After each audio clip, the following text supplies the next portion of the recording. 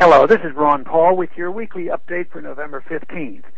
A remarkable confluence of recent events has brought unprecedented but very welcome attention to both U.S. monetary policy and the global political economy in general. First, Federal Reserve Board Chairman Ben Bernanke recently announced that the Fed would embark upon another round of monetary easing by purchasing $600 billion worth of U.S. Treasury debt. This amounts to an admission that markets have run out of patience with our profligacy, and therefore our own central bank literally must serve as the buyer of last resort for Treasury debt.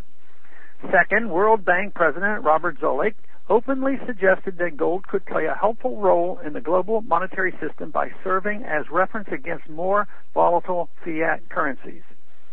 This is almost heresy coming from a neoconservative globalist like Mr. Zoellick. It hints at an obvious but unspoken truth that is anathema to politicians and central bankers alike, namely that gold could be viewed as money. Finally, Mr. Obama attended the G20 summit in South Korea last week and found a very chilly reception for his vision of American economic policy. Mr. Obama argued for continued worldwide stimulus via continued debasing of the U.S. dollar to bolster American exports. Several powerful European and Asian finance ministers, however, rejected this approach out of hand as nothing short of a currency war. They are committed to austerity measures at home and don't want to let the U.S. simply monetize its past sins at their expense.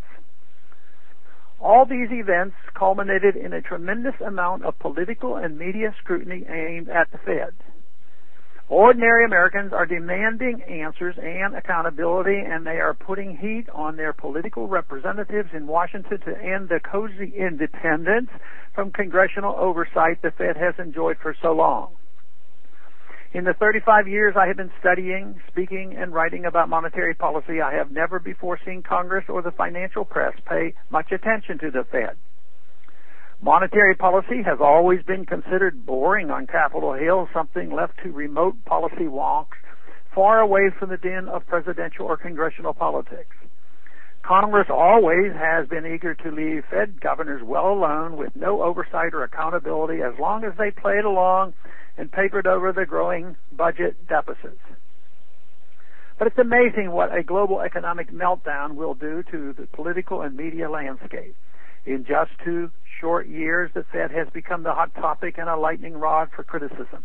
While it is gratifying to see so many formerly uninterested politicians, economists, talk show hosts, and pundits suddenly rally to attack the Fed, one can only wonder whether they truly understand that central banking is inherently incompatible with our Constitution and a free market economy. In other words, it's not enough to show outrage at the latest Fed action or argue about the relative merits of Mr. Bernanke compared to his predecessors. To reclaim our dollar and our economy, Americans must oppose central banking per se. Fiat currencies cannot be reformed or managed. They are fundamentally subject to ruinous debasement, courtesy of the political and economic ruling class. History shows that this is true in all nations at all times.